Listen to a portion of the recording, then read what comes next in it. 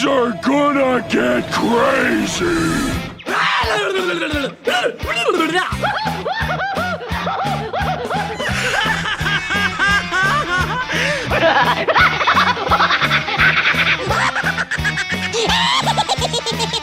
Most everyone's mad here.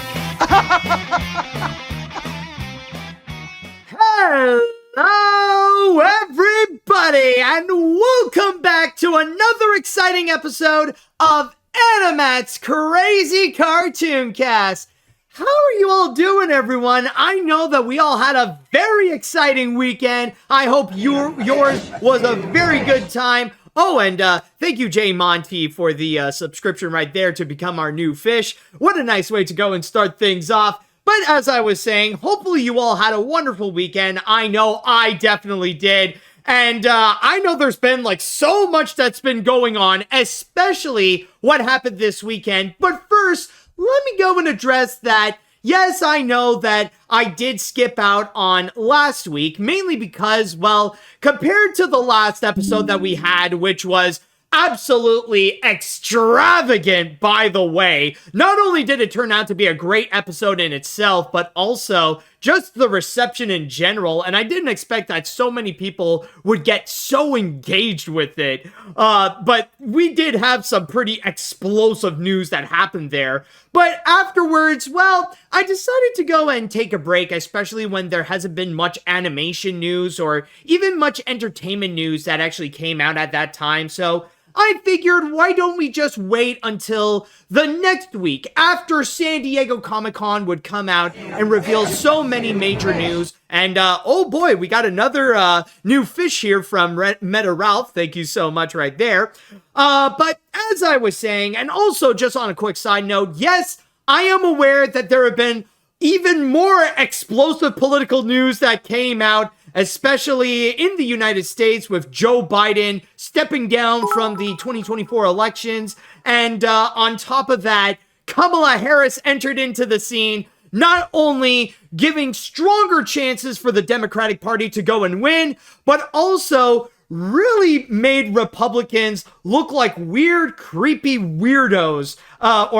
Just weird, creepy weirdos on top of that. And holy crap, even more new fishes here. Thank you so much, Omid, for the additional subscription there as well. But yeah, so I am aware of all the crazy political news, but now, since we have entered upon a new week, and like I said before, we had some major events going on during the weekend. Not only was there the big release of, let's see now, we did have, Deadpool and Wolverine that came out. We had the, Paris Olympics that officially began and had its opening ceremonies. And especially, we had San Diego Comic-Con. So with all that going on and some other major animation news that's been going around and some entertainment news on top of that, I can assure you that this episode is going to be as wild and exciting as J.D. Vance in a furniture store. So I hope you are all hyped up and excited and ready for the action. So with all that said and done, I would like to go into the chat wall, and I'd like to ask you all, are you ready for today's episode of AniMat's Crazy Cartoon Cast? Let me hear it, folks. Are you ready? Let's see now. Yes? Oh, I see people are prepared. People are ready for this. So that's all beautiful. That is great to see. And with that said, it is now time that we shall go and get things started. And since I have mentioned San Diego Comic-Con, we might as well start things out with some news that came out of there. And in terms of animation, we have heard plenty, especially in terms of shows that would get a brand new season. We would hear about how shows like Has-Been Hotel and Invincible are going to be getting a season 4. We also heard the Sausage Party series is also going to be getting another season. And on top of that, Adult Swim would go and preview some of their latest shows that are going to be coming out either at the end of this year or in the start of next year. And on top of that, we also got some new info regarding some shows like My Adventures with Superman. But what we are going to be watching right over here is actually going to be a teaser. This will actually be a teaser not just for a new animated series that Warner Brothers has in store, but also what is going to be a bit of the appetizer of what is to come in the world of DC.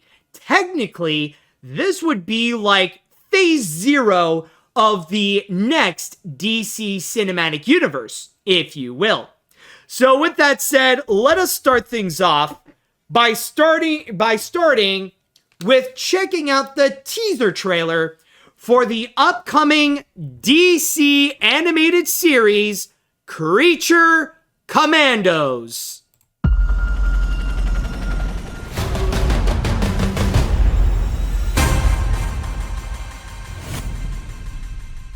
Yes, that was Creature Commandos, to which the series is going to be coming out on Max this December, so by the end of the year. And yes, just like what I said, this is going to be technically the start of the DC universe that James Gunn and Peter Safran have in store. I mean, Warner Brothers has been trying to create their cinematic universe with the DC superheroes. They tried to start things off with the Snyderverse, but as you probably saw, that ended up becoming a complete disaster. So they had to pretty much scrap that whole thing and just go and start fresh with a brand new team. And you got, again, with James Gunn and Peter Safran taking the lead.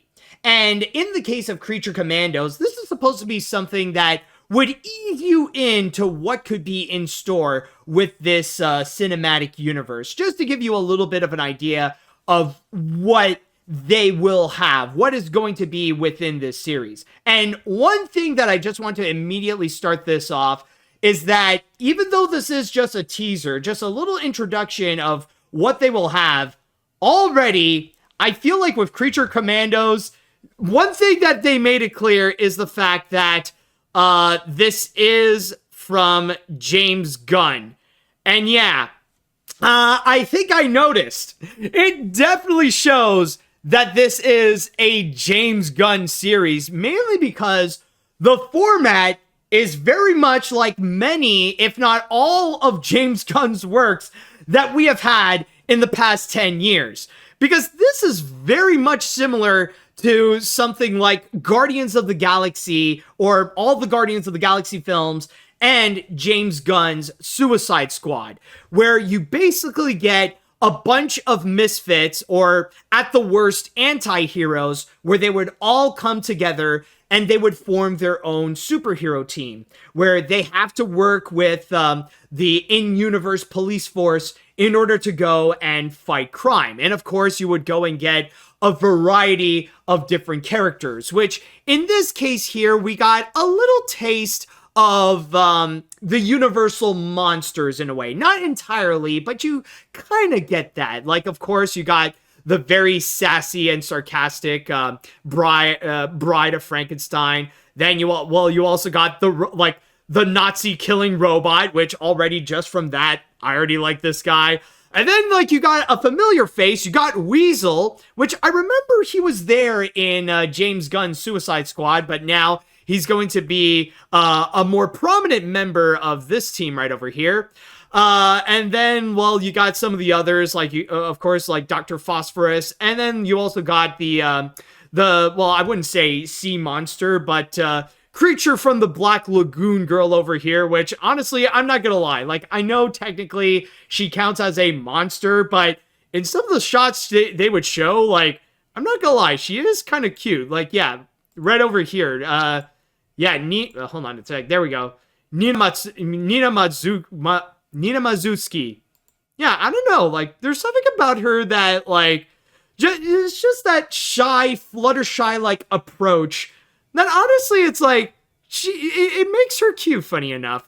But still, though, the point that I want to go and make is that obviously, with all this, it feels very familiar. It feels like, you know, it's almost like James Gunn wants to do another Suicide Squad, but And apparently, it's pronounced Mazurski. Okay, thank you. Just to go and just to clarify that. Okay, thank you. But yeah, like the point is that so far from this teaser, what they're presenting is that we're kind of getting a Suicide Squad animated series, but instead of the familiar people that we have gotten that James Gunn has really established and really made some likable characters, like with Harley Quinn that Margot Robbie has already played before, and then you got other characters like King Shark, or you would get not the Spot, but Polka Dot Man, and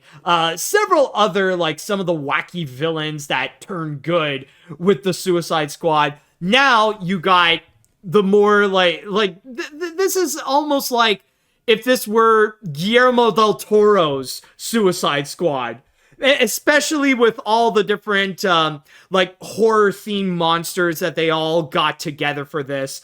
But I gotta say though, even though this is a very familiar formula that they got, this is honestly a formula that I'm personally all on board with. You know, what James Gunn has established with these misfit heroes coming together to go and save the day and stuff like that, I feel like it's very similar to the Spider-Verse style animation. Like, nowadays, we are starting to see it more commonly happen in animated films. Like, it's starting to become more and more of a regular thing, but still though, even though like we're starting to see it again and again, it's not yet at the point that it feels very tiring, and that it still is a lot of fun to go and experience. Rather it be from movies like Puss in Boots: The Last Wish or Teenage Mutant Ninja Turtles: Mutant Mayhem, and a few others as well. So far, that style still feels fresh, still feels exciting, and still feels a lot of fun. And I would even say the same thing with the James Gunn formula, with these anti-heroes or the misfits forming their own superhero group. So far, it's been a lot of fun, especially with the Guardians of the Galaxy trilogy. Even last year with Marvel being a bit at a low point, suddenly you got Guardians of the Galaxy Volume 3 being a massive highlight and still going strong. And then you also got the Suicide Squad, which that one may not be as successful as the Guardians of the Galaxy films. It was still one of the best DC movies that they put out in recent years. And it justifiably made it so that James Gunn would suddenly climb his way up, so that now he is in charge of the entire cinematic universe that DC will now go and build up. Or at least on the creative side, where Peter Safran is also going to be there to go and help out with the rest.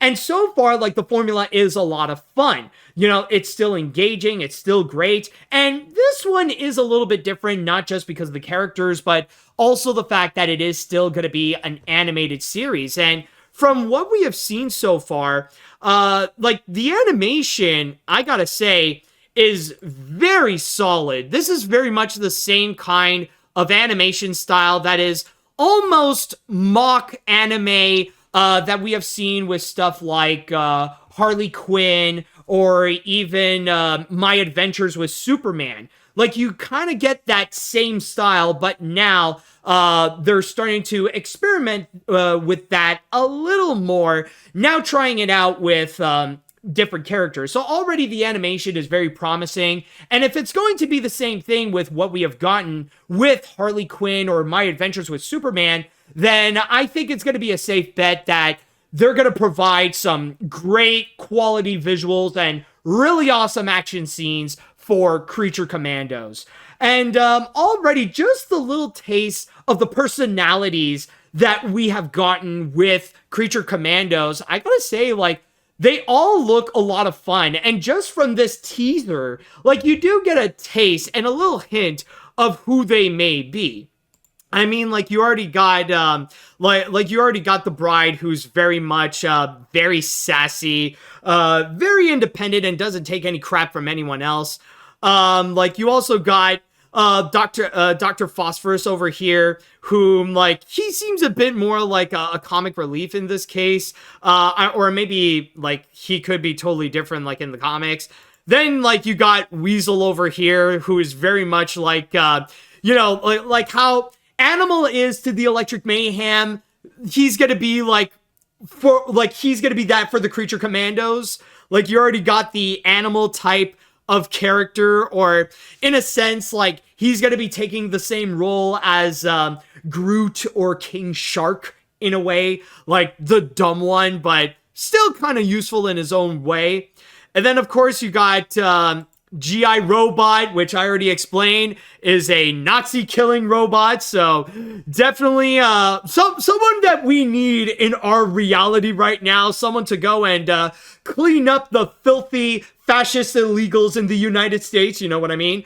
And then, of course, I already mentioned, you got Nina, who is, like, the more timid and shy one. So, like, not to mention, they also highlighted the monster as well, or as they say, Frankenstein, that is also going to be featured. So we already got a little bit of a taste of what these characters are going to be, and I gotta say that so far with this teaser, there's still so much more that we have to learn from this series in particular, but this is not a bad first impression. Like, this is one that I personally feel like, okay, you got my attention. What more do you have in store? Because so far, it is promising us something that it is going to be this James Gunn type series where we are going to be getting a more adult-oriented animated show that is very similar in the style of either Guardians of the Galaxy or the Suicide Squad. And just on that idea alone, I personally feel like, okay, that definitely has potential. But will it actually meet that potential? Well, I think we're going to have to wait and see until that movie does come out, or when the series is released on Max this December. All right, so with that said, now it is time I would like to go into the chat wall, and I'd like to ask you all, what do you all think about the teaser of Creature Commandos? Are you guys interested about it?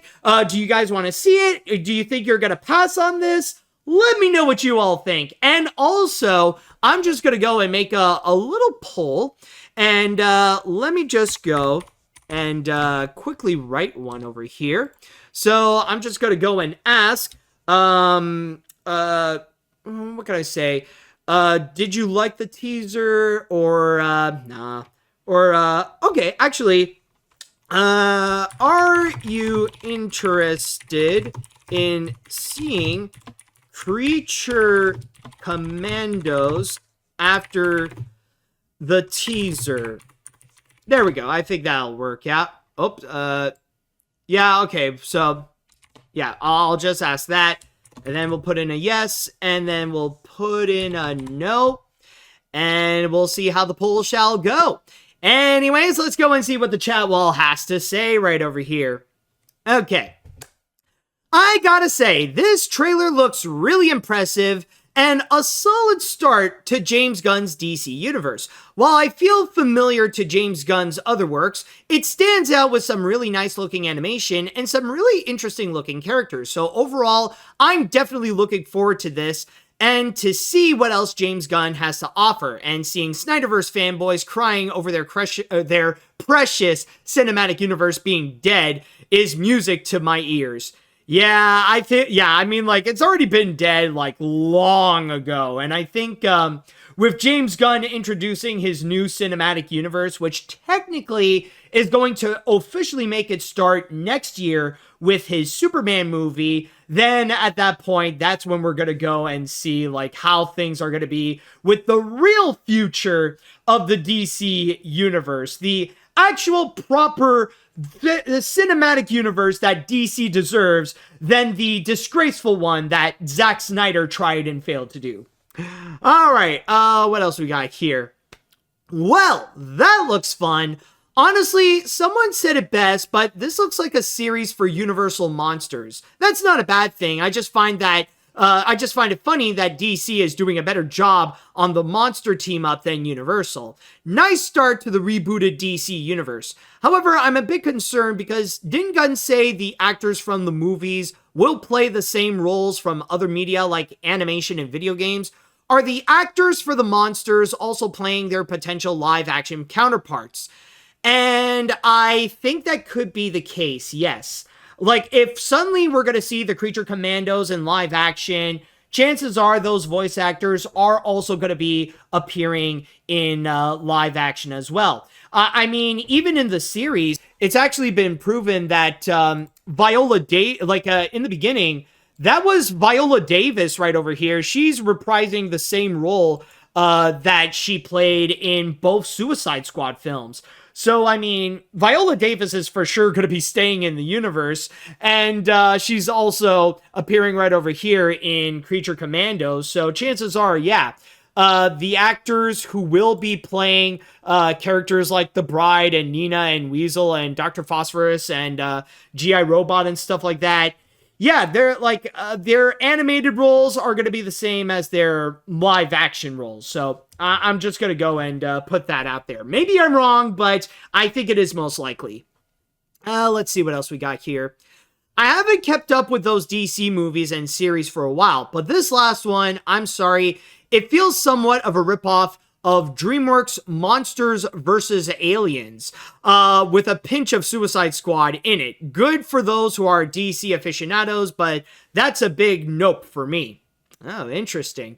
And by the way, I do got the results here of the poll that I made on Twitch, and apparently it says that 80% of you actually said that you are interested in checking out Creature Commandos after watching that teaser trailer. There are a few of you that said no for now, but we will see. But so far, it looks like Creature Commandos did leave a good first impression with that teaser.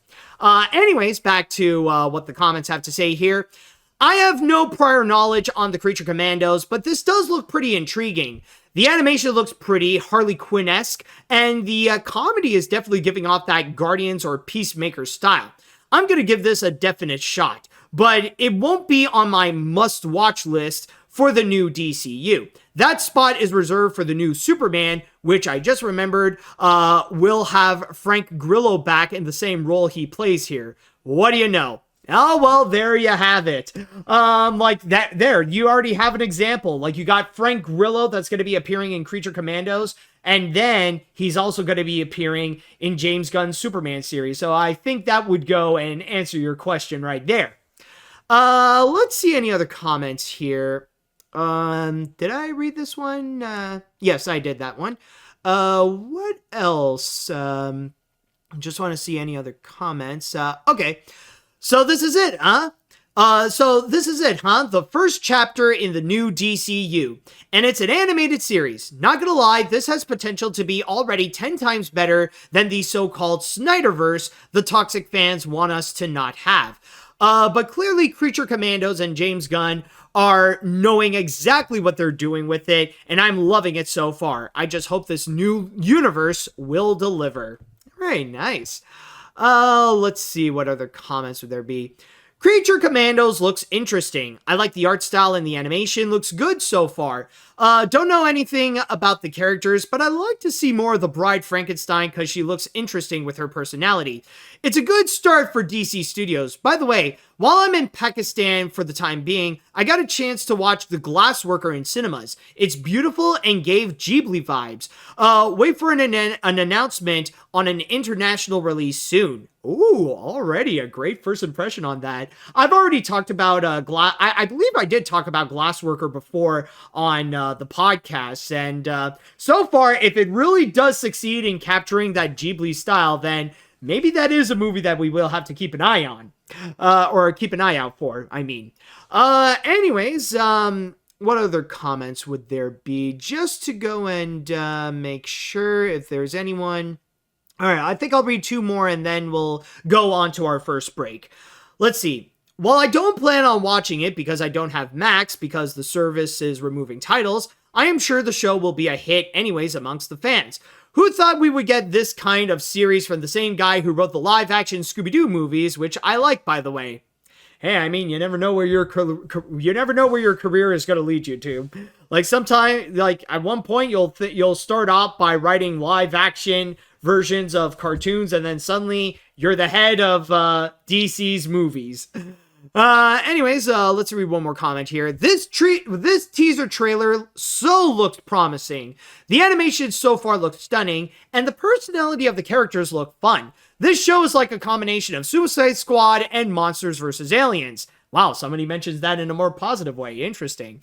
I might check it out if I don't have anything else to watch in December.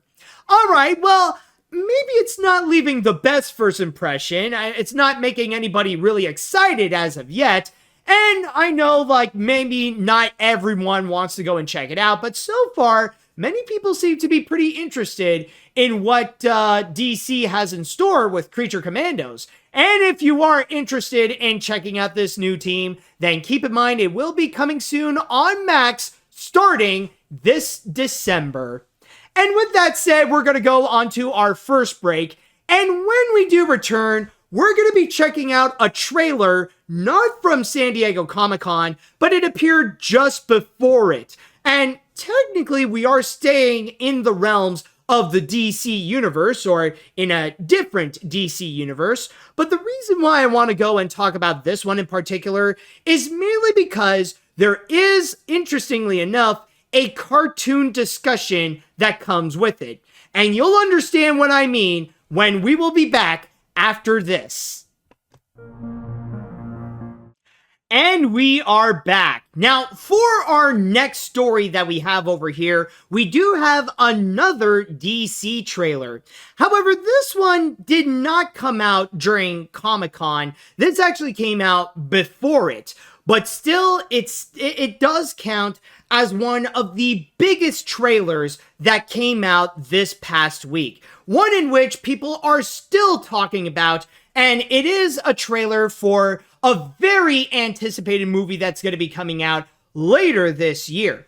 But I gotta say that even though I personally am not really that interested, or I'm not that hyped up for this movie in particular, I am intrigued by the discussions that have come out of it. And to further show you what I mean, let us now go and check out the trailer for the anticipated sequel, Joker, Folie À Deux. 2 years ago, the name...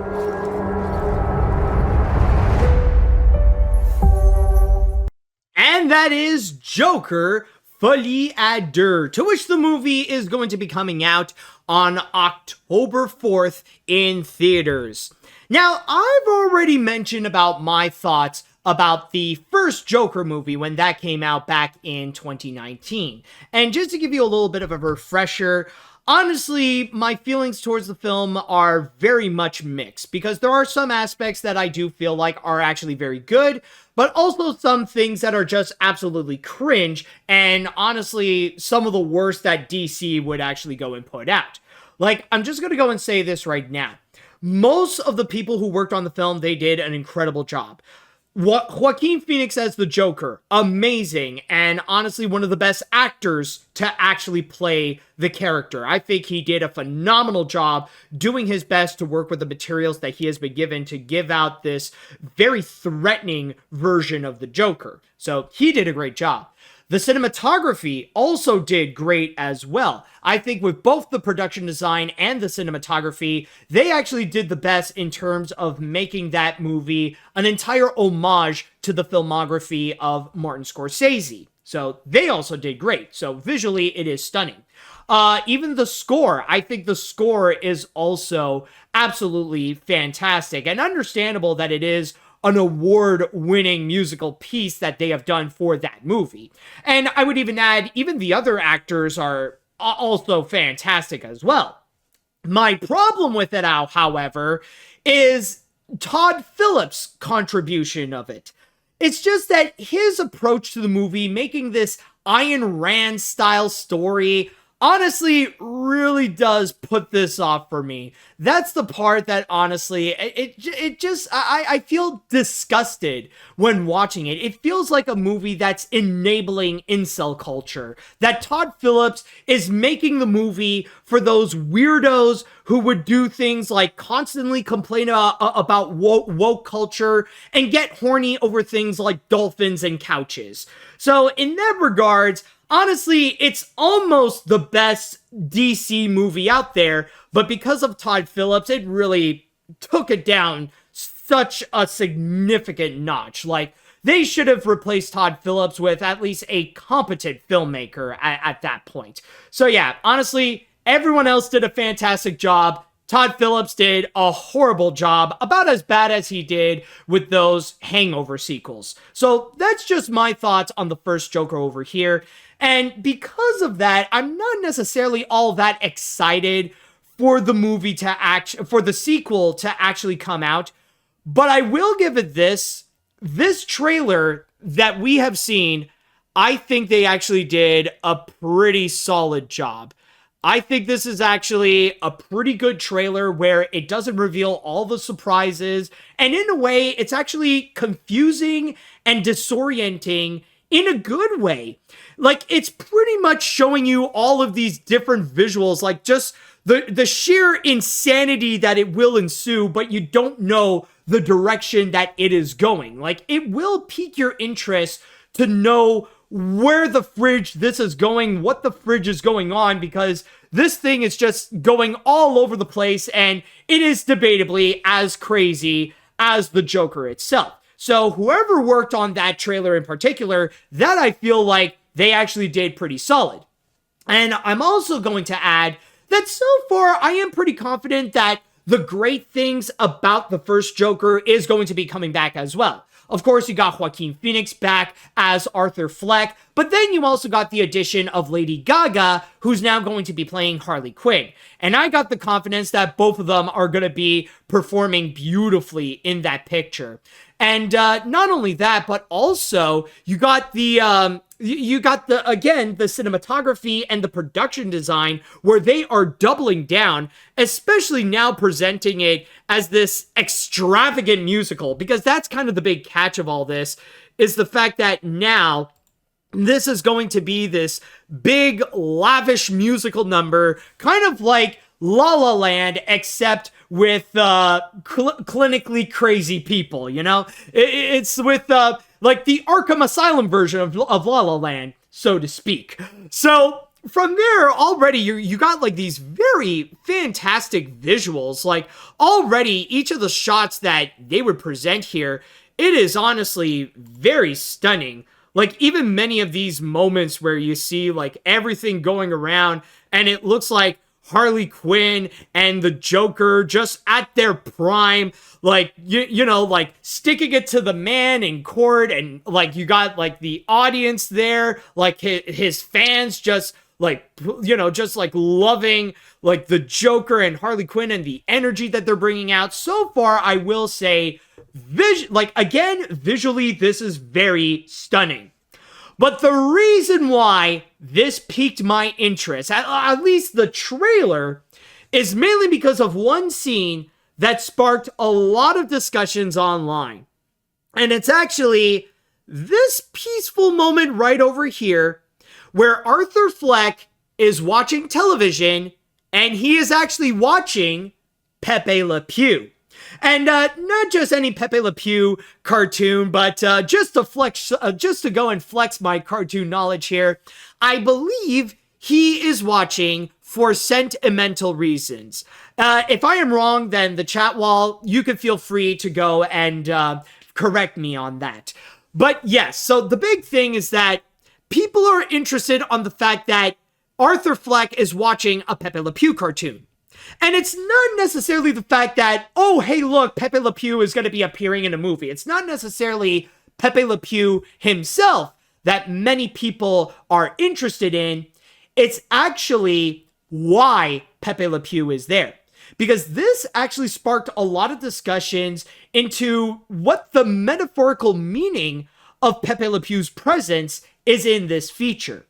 And the big common thing that people are talking about is the possibility that the relationship between Arthur and Harley may not be what it seems. That just like Pepe Le Pew and Penelope, this could actually be a one-sided relationship. Now, what does that mean? Many people are not sure. Like, the only people who truly do know are the ones who are working on the movie. But some people have brought up a lot of theories as to what this could possibly mean that Arthur is watching a Pepe Le Pew cartoon.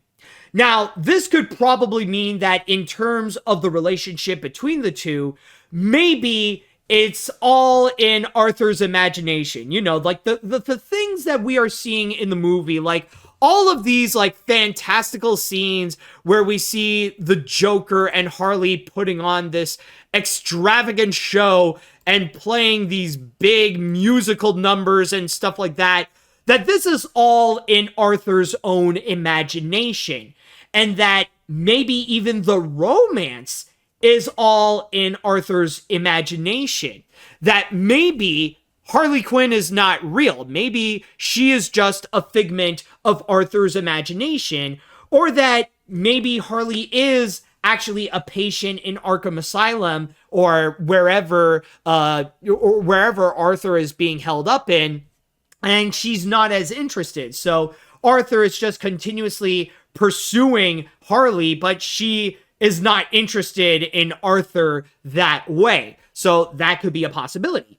Or there is another theory that maybe it could be the reverse. That maybe it's Harley who's going to be taking the Pepe Le Pew role, and then she would go and pursue Arthur where he may not be as interested. Or it could be like, considering that he was watching for sentimental reasons, it could end off like that cartoon as well, where Harley would just be absolutely insane and madly in love with Arthur to the point where at the end of the movie, he's just going to be like, no, get away from me, help, no! You know, stuff like that.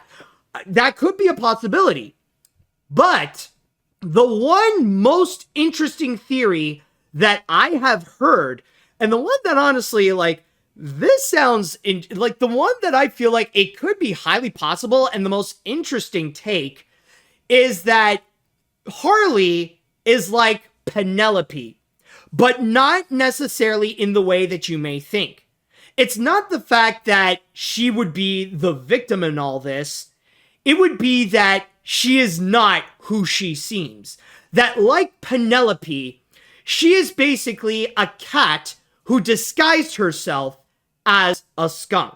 So for Harley, maybe she is disguising herself as a patient in order to get herself closer to the Joker.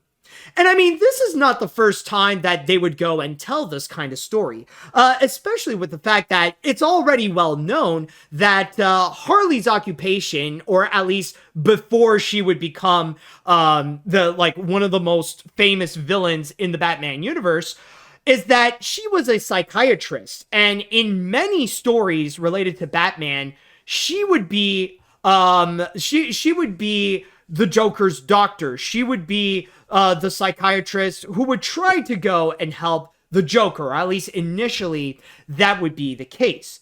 So maybe what they're doing in Joker Folie À Deux is that maybe Harley is actually going to be actually a doctor. That she is a doctor who really wants to take on the case of Arthur Fleck, and in order to actually really get close to him, she would have to disguise herself as a patient and try to form that kind of relationship in order to go and really assess the mentality of the Joker. That could legitimately be the case. And again, there have been a few Batman comics where they actually did tell that story where Harley disguised herself as a patient in order to get herself closer to the Joker. I mean, the possibilities are all there. But it's kind of funny to see how everybody is making that discussion and making all these analysis, mainly because people have noticed that Arthur is watching a Pepe Le Pew cartoon. Now, would that actually be the case? Or are people just like, looking too deeply over like a little shot that's just barely on the screen, by the way. You don't even see the head of Pepe throughout this entire shot, just to let you know. But I mean, it does make things interesting for this movie to know if there would be that possible kind of twist. But in my opinion, honestly, there are a lot of intriguing things, and there are a lot of things that I do see that are very promising. But for me, honestly, I'm going to wait. I'm not going to go and immediately place judgment right now, but I'm just going to wait and see with what the word of mouth says. I want to see what people's reactions are first, and then I will go and make my assessment to see if I legitimately want to go and check out Joker Folie À Deux. Like, I can promise you right now, I ain't gonna go and watch it when it will come out on its opening weekend. I'm going to see later on. Like, if I am going to see it, maybe it will be later in October where I will go and consider my decision. See what the people have to say, and if it really is good, if it really is better than the first Joker, then I'll go consider and check it out for myself. But for now, I'm still iffy on it. But if you are interested in checking out Joker Folie À Deux, then keep in mind it will be coming out on October 4th in theaters. All right, now with that said, I would like to go into the chat wall, and I'd like to ask you all, what did you think of the trailer for Joker Folie À Deux? And especially, what did you think of all the theories related to Pepe Le Pew? Do you think they're going to be accurate? Do you think they will actually represent the relationship between Joker and Harley? Let me know what you all think. And also, I'm going to go onto here. I'm going to go onto Twitch, and I will create a poll in which I will go and ask, do you believe in the Pepe Le Pew theories? So I'll go ask that. So I'll say yes, I'll say no, and I'll just go right there to see what you all have to say. All right, so anyways, I'm definitely looking forward to this movie. Joaquin Phoenix reprising his role as the titular character is going to be a hit. It's a well-deserved Oscar win, and Lady Gaga playing Harley Quinn, smart choice. Multiple Grammy wins, a Golden Globe, and an Oscar win. She's gonna hit the ball out of the park. It's safe to say that this and Deadpool are gonna compete for the highest rated R-rated film of all time. We will see. I mean, like, I think it is safe to say that Joker Folie À Deux is definitely gonna be a hit. I will not deny that. But will it be that big billion-dollar hit like the first film? That is going to be something I'm going to wait until the movie does come out. I'm going to hold judgment on that. I'm not going to say no immediately, but I'm gonna wait for my answer until the movie does come out. Because I cannot say immediately if people are really gonna barge in to go and actually check the movie out. Anyways, all right. Again, it's been a while since I saw the first Joker, but this one definitely looks like a solid time. I love how the music aspect gets more of a focus here. Joaquin Phoenix and Lady Gaga are killing it. The cinematography looks great, and I can't help it. Any movie with Brendan Gleeson instantly becomes a masterpiece. I'm gonna give it a watch. But the big question stands. Do we still live in a society? Well, I mean, considering that you can fall in love in this society, it's not necessarily a bad one to live in, am I right? I mean, if Arthur Fleck can find love, then maybe this society ain't so bad. Anyways, and I'm speaking that as a motivational thing. It's not just for Arthur. I mean, like, if Arthur can get a chance, so can you. Anyways, as someone who really liked the first Joker and thought it was great, this definitely caught my attention. Both Joaquin Phoenix and Lady Gaga are both great in their roles. It's visually impressive, and I like the musical aspect. As for your theory, I could definitely see where you're coming from, and it could make this movie stand out, so, well, we'll see what happens. Alright, not bad. Anyways, this is a movie I'm just not sure about. When it comes to Joker, I was split to think it's even good or somewhat gruesome. Like, it has some aspects that we're investing in, especially with the acting, but I really think it gives a bad message with the sense of giving in to a cruel reality and other aspects that are weird. With the sequel like this, it does seem like it'll be better, maybe. It's too soon to tell, but I think it does give some nice visuals, and I do love musicals, but I'm not sure about this one. And by the way, we do have the results on my question that I put up on Twitch, and funny enough, this is the exact same results that we got from last time. 80% of you said yes to the poll that I created. You all said that you believe in the Pepe Le Pew theories that I brought up for Joker Folie À Deux. I don't know. For me, I just find it very funny to see like, oh, we got another 80-20 split on the poll. That's like 2 in a row right now. All right. Let's see what other comments we got here. Let's see. Well, this is interesting at least. Weird, different version of Harley where she's more of an equal, or at least not Joker's property. Maybe equal is a strong word, but she's more proactive in her approach with Joker, rather codependent. It's an interesting trailer, and it could be an interesting movie. All right.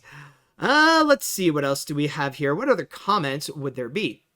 Just like you, Matt, I have no interest in Joker 2 because of the lack of interest, but I still think it will be a hit no matter what.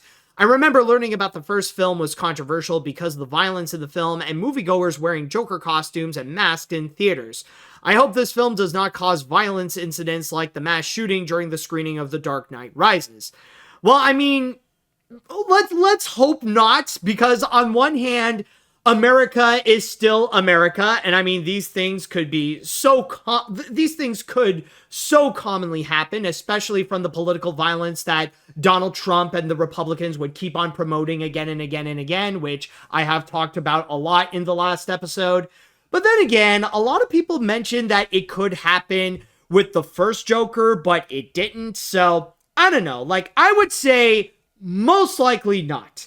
Like, I don't think there will be this crazy mass shooting that could occur because people were worried that it would happen with the first Joker and it didn't. But then again, America is still America. All right. What other comments would there be, by the way? Oh, holy crap. Joker is back and in a big damn way. Even though I'm not interested to see this. But the action is looking super badass, and I love the music from this trailer. And come on, Todd Phillips, don't get stupid talking about woke culture.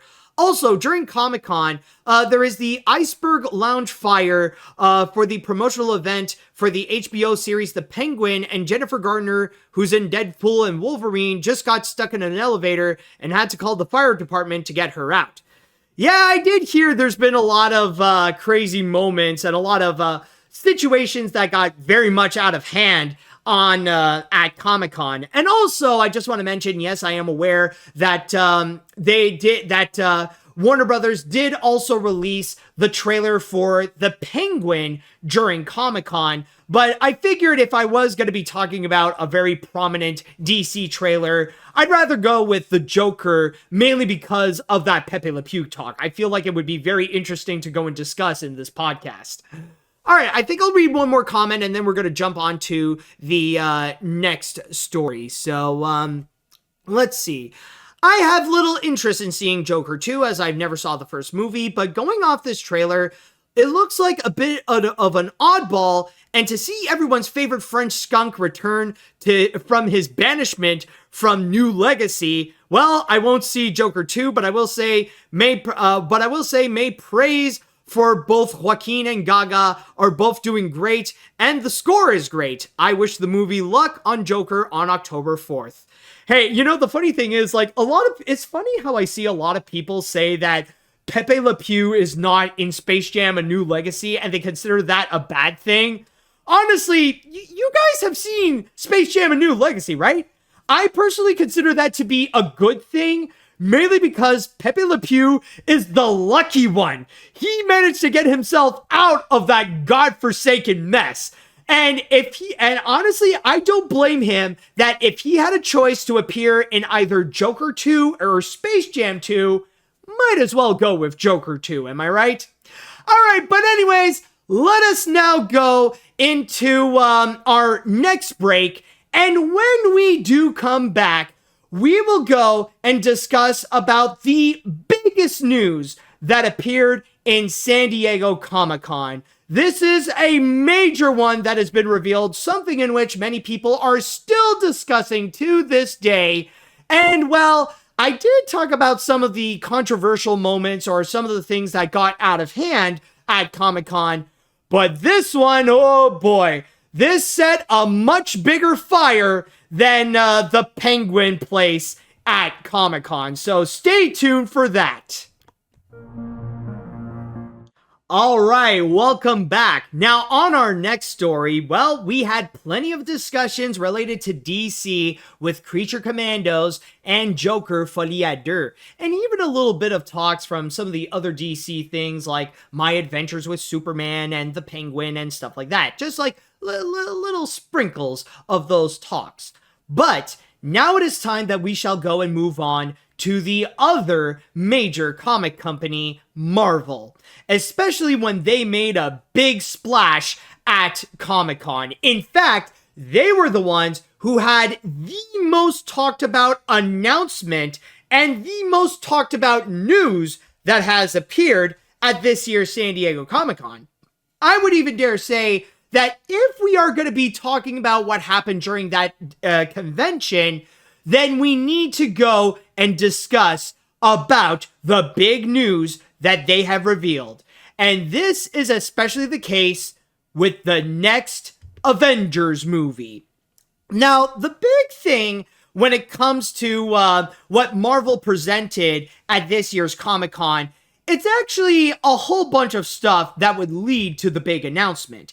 Of course, they would go and reveal what are going to be within the next movies in the Marvel Cinematic Universe. So, of course, they had discussions about Captain America, Brave New World. Then there is also discussions about, what else is there? Like, you got Brave New World. You also got Thunderbolts that they've talked about and even brought in some of the cast to go and talk about it.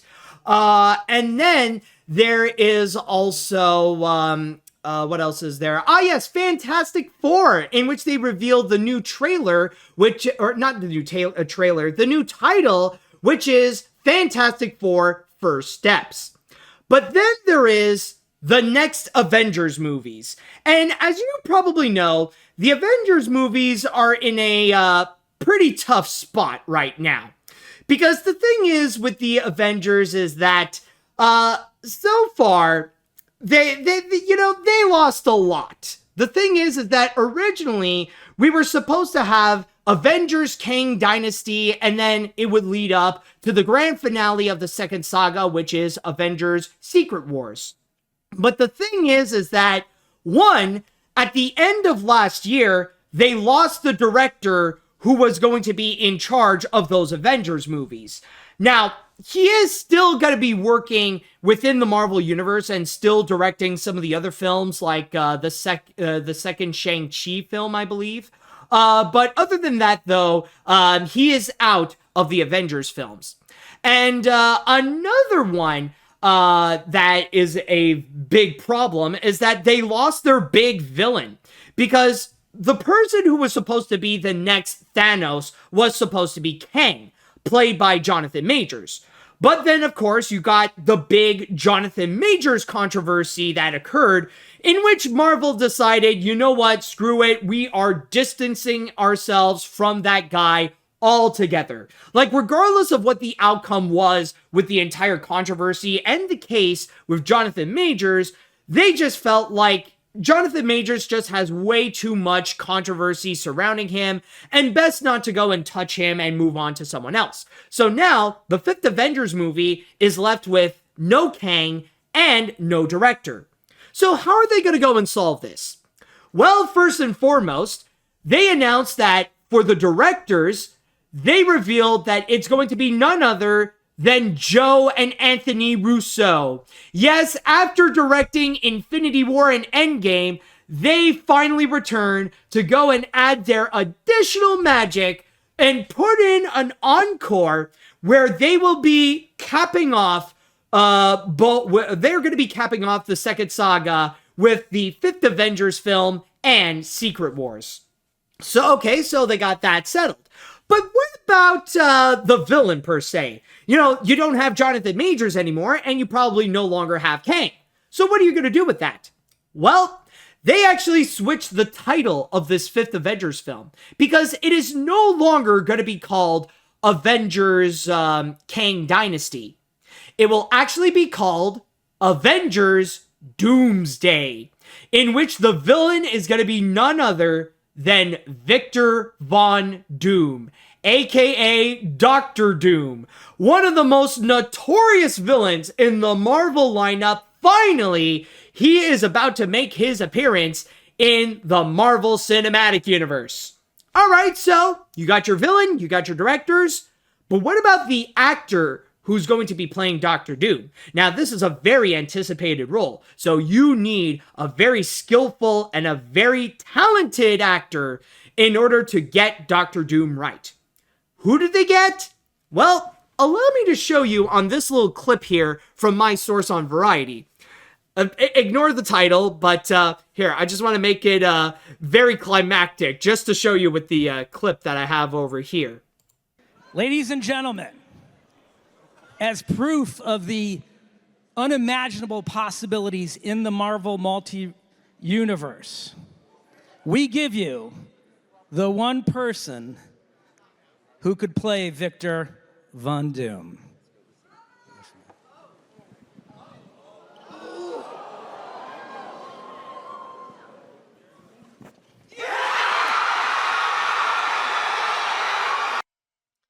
Yes, folks, that is indeed Robert Downey Jr. He is going to be coming back to the Marvel Cinematic Universe, now playing as the villain, as Dr. Doom. And kind of ironic, don't you think? Because now they're pretty much taking that Batman saying and flipping it upside down, where now they're just saying that with Robert Downey Jr., he both died as a hero and lived long enough to see himself as the villain. And that is the major thing that they have revealed right over here, in which, by the way, it's worth noting that I believe he will be making his big debut as Victor Von Doom in Avengers Doomsday, I believe, where he will be where the movie shall be coming out. You can correct me if I'm wrong, by the way. It will be in 2026. Did I get that correct? If not, help back me up. Okay, yes. So apparently it's going to be May 2026 that Doomsday is going to be coming out. Okay, thank you so much, Chatwall. Okay, so this is the big reveal, the big announcement. So you can imagine how this is major news that not only are the Russo brothers coming back to the Marvel Cinematic Universe, and not only is Dr. Doom going to be the new villain of the MCU, but also that they are bringing back Robert Downey Jr. And may I say that with all these announcements, especially the latter of bringing back Robert Downey Jr., I will say that the reactions have been divided at best. Because, of course, there are many people out there who are very much hyped up to see Robert Downey Jr.'s grand return to the MCU and playing an iconic villain like Dr. Doom. But at the same time, many people are very upset at it. A lot of people feel like this is way too much of a gimmick-style casting, and that they felt like out of everyone in the world, out of all the actors out there that you could get as Dr. Doom, they decided to go and recycle RDJ. Now, is this actually a good idea? Is this actually a bad idea? But either way, we don't know. In fact, we're going to have to wait like a couple of years until like we figure out what the results are. But so far, the reactions have not been the most positive. Like, there is some positivity, but not always positive. But still, though, there's been, like, you'll see a lot of very conflicting reactions, especially on social media. And I'm just going to go and say this right now. Now, I will admit that I am a bit behind when it comes to the MCU. Like, from time to time, I would watch some stuff from Marvel, but I wouldn't go and, like, continuously follow with what the MCU has in store. Like, yeah, sure, like, I'll go and check out, like, some of the bigger stuff that they would release. Like, no joke, during the weekend, I actually went to watch Deadpool and Wolverine, which I had a blast watching, by the way. But the thing is that I feel like it's getting harder and harder to try to follow the MCU, especially ever since Disney Plus opened, and that they would go and put out all those Marvel shows, like all the MCU shows like WandaVision and Loki and She-Hulk and so on and so forth.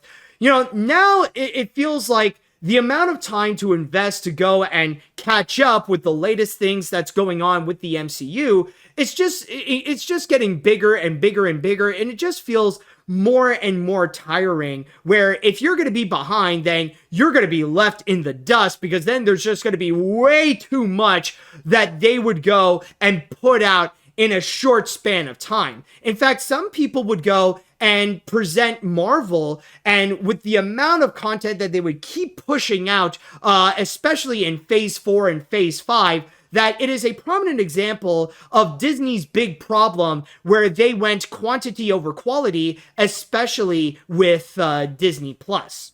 So from there, like, already there's just way too much to go and watch right now in order to try to catch up with what's currently going on with the MCU. But at the same time, I just feel like it's not just that, but also we are at a low point when it comes to the MCU. And by a low point, I mean that right now, the Marvel movies and the Marvel projects, they start to feel like they've been getting weaker and weaker and weaker, and they're not as well received as they used to be. They're not major cinematic events. Nowadays, they start to feel like films that, they don't seem as interesting to go and check out, especially with some of the more recent stuff. Like, yeah, last year we had Guardians of the Galaxy Volume 3, and that was still awesome. But then you would have films like Ant-Man and the Wasp: Quantumania, and then you would also have the Marvels as well, which did not impress audiences and critics especially as much as they used to. And some of them, unfortunately, did end up becoming box office flops. So that's why, honestly, it just feels very difficult to try to catch up with what's recently happening with the MCU. Not only did they go out, not only is the amount of projects that you would have to watch really getting out of hand, but it's just nowadays they're not as strong as they used to be. So it kind of feels like, is there really a point to keep on continuing, or to, like, really catch up if I also have to watch a lot of the weaker stuff that they would go and put out? It's stuff like that. Now, I do have, like, I do have the basic knowledge of like some of the recent stuff with the MCU. Like, I am aware of the TVA. I understand the concept of the multiverse. Like, I know how some of the, like, and I know who is, like, currently featured in the MCU, and, like, some of the updates on certain characters. Like, that I already know, but in terms of, like, the details, I would have absolutely no idea. So that's just currently my stance with what's happening with the MCU. But then there is the big announcement with Robert Downey Jr. coming back as Doctor Doom. And already people are trying to go and figure out how the fridge are they going to take Robert Downey Jr. and try to turn him into Doctor Doom. Because obviously, the biggest obstacle of this is going to be, are people going to not see evil Tony Stark when he's going to be Doctor Doom? Like, how are you going to erase the Tony Stark imagery, especially if you're going to go and take Robert Downey Jr., whom his most iconic role of his career is playing Tony Stark, and you're going to bring him back into the MCU, it's going to be hard to try to separate that image. You know, it's hard to not see Tony Stark and suddenly now you're going to see him as a completely different a character. Now, I am going to say this right now. For me, I feel like with Robert Downey Jr., I do understand the choice in terms of his performance because Robert Downey Jr. is a phenomenal actor. And I would honestly fully oppose the idea of bringing RDJ as Doctor Doom. But there was one movie that, honestly, it changed my tune, and it showed me how Robert Downey Jr. can be so much more than just Tony Stark, and that is Oppenheimer. I mean, there's a lot of great acting in Oppenheimer, but Robert Downey Jr. for me is the one that truly did stand out. Like, that was the one performance that I was just so mesmerized to see, especially when he plays a more villainous role. Something that, you know, he plays someone who is outside of the typical Tony Stark-like roles that you would expect out of Robert Downey Jr. And from there, he would just be like this mean individual that you love to hate. Someone who wants to exploit McCarthyism in order to, well, in modern terms, to cancel Oppenheimer. And he was just amazing in that. So at least in terms of the performance, I could see how he can play Doctor Doom extremely well. But on the other hand, however, I do understand the criticisms with that choice as well, especially with the fact that I've already mentioned this before, but currently Marvel is at a low point. And I mean, it is pretty bad to the point where even Deadpool in the new movie even just flat out said it that they are currently at a low point. That is actually one of the jokes.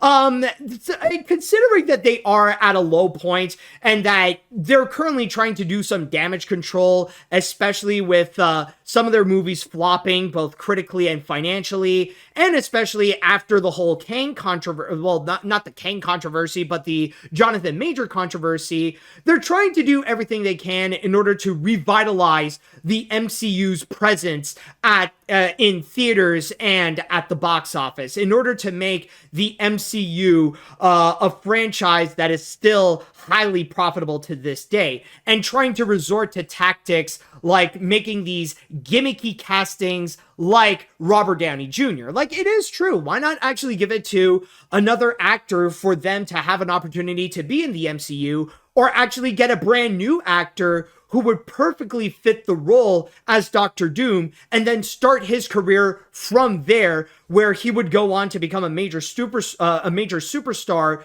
thanks to the big boost that he got by being Doctor Doom. Why not go and do that? And with those arguments, I completely understand, and they are very much justified. I would even agree with some of those. But still, though, this is just the announcement phase, and there's still so much more that we would have to learn with what's going to be in store with the upcoming Avengers movies. Maybe there could be a chance that maybe it'll all work out in the end. Like, I understand with this whole thing, especially with how controversial it is, that this is like a high-risk, high-reward type of situation where, yeah, not everyone is on board with the idea of having Robert Downey Jr. Appear in the MCU again, but as a different character. But if he can go and justify that with an incredible performance and actually some very clever writing from the Russo brothers that is able to find a way to justify that this isn't just an evil Tony Stark, or if they're just going to use some cheap multiverse excuse in order to bring him back as a different character, if they're able to pull that off, then maybe there could be something worthwhile in this. Maybe there could be a justifiable reason in order to have Robert Downey Jr. play as Doctor Doom. In fact, some people would even go and argue that there are some comics out there that actually do show an evil side of Tony Stark, or that one of the multiverse versions of Tony Stark is that he became evil and kind of became Doctor Doom. So that could be one of the arguments right there. Now, if it would work, as Deadpool says it best, that's honestly an educated wish. like, I think that's the best way to put it right now. If it works, then it's an educated wish. If not, well then, honestly, that's just on Marvel for trying to find desperate ways in order to go and, like, find a way to boost up the MCU. I mean, they're not in the levels of, like, Snyderverse as of yet, where they're so bad that it needed to be put down, but they are at a point where, you know, they are much weaker than what they used to be, like a decade ago or just a few years prior. So, or at least, like, they have definitely become weaker compared to how things were before the pandemic. I think that's the best way to go and put it. So yeah, honestly, I can understand the mixed reactions, but I think this is going to be the time where we just have to go and let that sink in. And we're just going to have to wait and see with what they will what they will have in store. Maybe we are going to see little snippets and little clues to how Doctor Doom is going to be. I would not be surprised if maybe he's going to be making some kind of appearance in the Fantastic Four movie, but we'll just have to wait and see. And we will have to wait and see when Avengers Doomsday will be coming out on May 2026.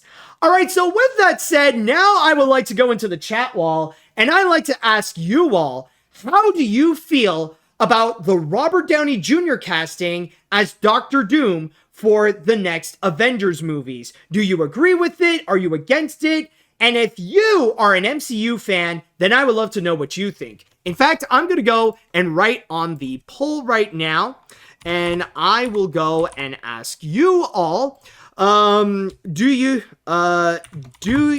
agree with the RDJ casting of Doctor Doom? So I'll just put in yes, and I'll put in no, and I'll see what you guys have to say about this. All right, so let's see here. When I heard about the Avengers news, I felt strongly mixed. I know that it's predictable to bring back the Russo brothers as a safe choice and was inevitable to change Kang to Doctor Doom to be the next villain for Avengers 5 and 6. But bringing Robert Downey Jr. back as Doctor Doom feels like a stunt casting as opposed to bringing someone new. He's a fantastic actor, but I prefer someone else instead. I don't know if this will pique my interest again after enjoying Deadpool and Wolverine, but I feel mixed. I mean, who knows? I mean, like, yeah, there are some things that I do agree with you. Like, they should be expected. Like, when they said that, oh, well, Endgame is going to be the last time the Russo brothers will be working on the MCU. Yeah, right. Like, I can imagine there would be a situation where they would suddenly go and come back. Like, unless that they full-on retired from filmmaking altogether, then there was going to be a point that they would make their MCU return. And, I mean, it is a good choice that if they would be coming back, then they might as well go and work on the biggest upcoming Marvel movies, which is the next two MCU films. And as for Doctor Doom, yeah, it is a logical choice. And at that point, I do feel like if we are going to go and get a new major villain, then it would be Doctor Doom. Like I said before, he's one of the biggest villains in Marvel's history. So eventually, like, we already got a whole bunch of different villains, and especially a whole bunch of, like, Spider-Man villains. And I mean, it's safe to say that right now, it's not like Marvel could really use a Spider-Man villain to be, like, the next Thanos because of the whole complications with Sony. So in that case, might as well go and get someone like get someone like Doctor Doom. So that would go and make sense. But with the Robert Downey Jr. casting, yeah, honestly, I don't know. The best thing we can say is just we'll have to wait and see. And that's on the positive end. Okay, let's see now. I don't think this is a good idea. Robert Downey Jr. returning to the MCU, I feel like his and the Russo brothers' return is meant to be nostalgia points and really, really risky. I heard Marvel was going to reboot by having the OG Avengers return. I feel like they are going to lean heavily towards the idea of comparing Iron Man and Doctor Doom. I'm all for duality and foils, but I feel like in-universe people who knew Tony would be looking at Doomsday as a familiar person. Yeah. Yeah, honestly, I do get what you mean right there. Honestly, it would require like some very clever writing, kind of like what we just saw with Deadpool and Wolverine, to find a way to justify having Hugh Jackman return as Wolverine, especially after that fantastic performance in Logan, especially when that pretty much solidified that the Hugh Jackman Wolverine is going to be gone, but then suddenly making his return, and that actually really worked out. You would have to find a way to go and recreate that kind of magic in order to bring back Robert Downey Jr., but as a different person, or as a different character. And also, it is worth noting that, interestingly enough, most of you seem to be pretty cool with Robert Downey Jr. as Doctor Doom, in which 75% of you actually do agree that, have Robert Downey Jr. play as Doctor Doom. Interesting. All right. Okay, Marvel Studios, the new updates are looking pretty good. Fantastic Four First Steps is looking great, and love that 60s feel to it, pretty much like The Incredibles. Thunderbolts and Captain America is looking pretty good. Okay, the next Avengers movie are looking pretty good, and oh my god, RDJ is Doctor Doom? I'm in. Keep in mind, he's not Iron Man. He's a variant of Iron Man that happens to be Doctor Doom. There's even a comic about that, so it makes sense why. Like, yeah, it probably makes sense in the comics, but good luck trying to make sense of that for the MCU fans. That's going to be another challenge. Let's see now. As a huge MCU fan, this is very conflicting. On one hand, I'm all in for having Doctor Doom as the new villain, and it's cool that Robert Downey Jr. is coming back. However, this does kind of feel like a break glass in case of an emergency kind of situation, not just with bringing back RDJ, but also bringing back the Russo brothers to direct. So it just feels like a way to get butts in the seats for the next two Avengers movies. Yeah, and that's the thing that is conflicting. I definitely do agree with you there, and I honestly understand. I do see like those kinds of arguments that they do make sense.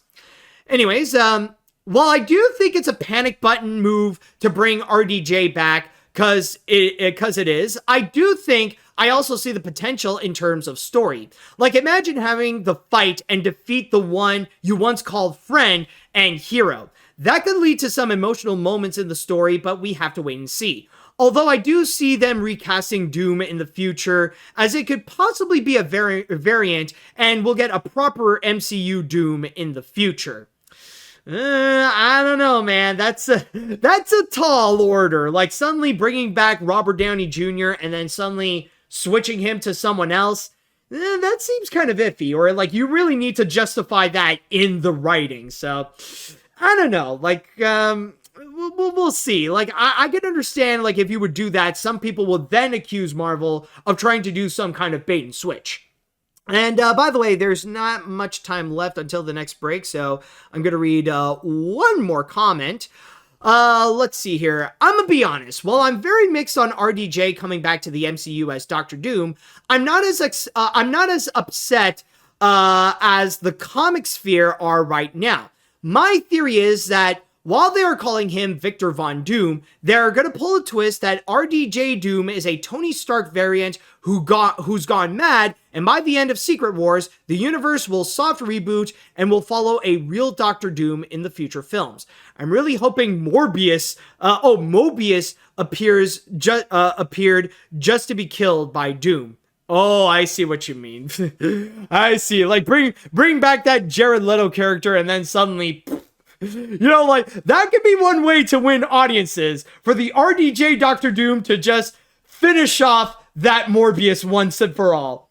Alright, so now we're going to go on to our next break, and when we do return, we're going to go and have a little bit of a reboot to what happened last year. Yes, folks, another actor's strike is upon us.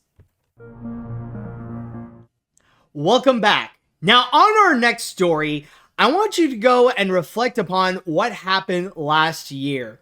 because you may recall we had a very interesting summer and also an interesting fall as well, because this whole event lasted for several months throughout 2023. And I am, of course, talking about one of the biggest Hollywood strikes in history, where it started out with the writer's strike, and then the actors decided to join in a couple of months afterwards, leading to both the writers and the actors to go on strike in order to go and ask for better compensation and also to protect their jobs against the threats of AI. And thankfully, there was a happy ending to it where they both were able to get what they were asking for and then some. So from there, it's all safe and sound for those people. But when it comes to the actors, however, keep in mind that it's not necessarily all the actors that ended up getting that W last year. It is specifically for the actors who would work in movies, television, and streaming. Those are the ones that managed to get a big win out of it. And I believe stage productions were also included on that as well. You could correct me if I'm wrong on that. However, there is one other group that is concerned about what has been going on, and they didn't necessarily get that W because that wasn't necessarily part of that deal with the negotiations with those studios. They have to do their own fight, and that fight actually starts now. Yes, SAG-AFTRA, the actors union, has officially announced on Friday that they are going to be going on strike against video game companies. And the reasons are pretty much the same as they were last year. Not just for better compensation, but also for better protection against AI.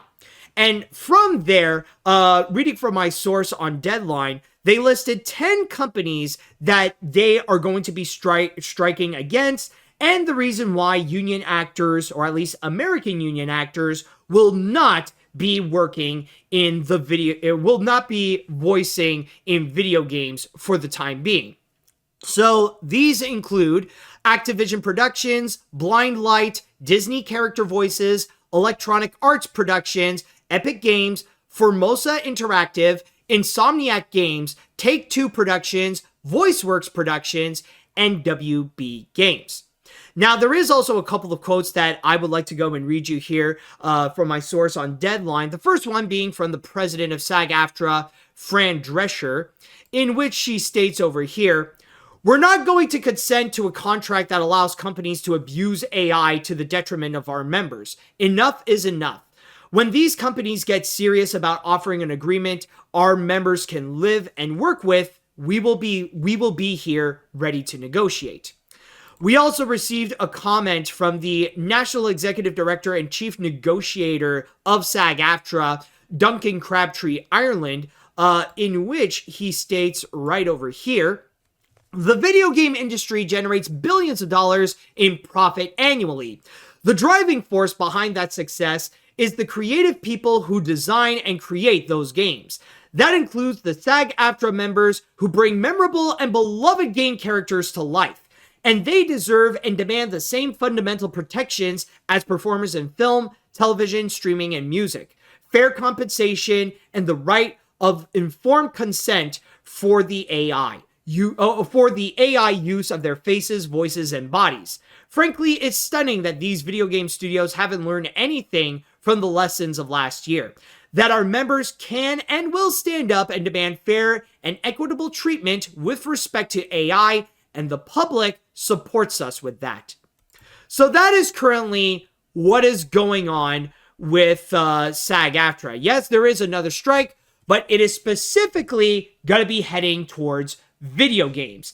And this is one thing that personally I felt like it was one thing that would be a long time coming. That if there would be a point where now these unions would have to go and make a strike to fight against the threats of AI, that AI would suddenly steal people's jobs, then in that regard, they would go and actually need to go and take action. And especially for video games, I feel like out of all of the industries out there that would require actors, I would debatably say that video games are the ones that they are the most susceptible where people's livelihoods would be threatened by AI. That it's most likely video game companies that would want to go and try to use AI voices in order to go and create their works. And that is why, and honestly, I even had that kind of feeling even last year, when the whole strike was entirely over and then we saw that the actors were getting what they wanted.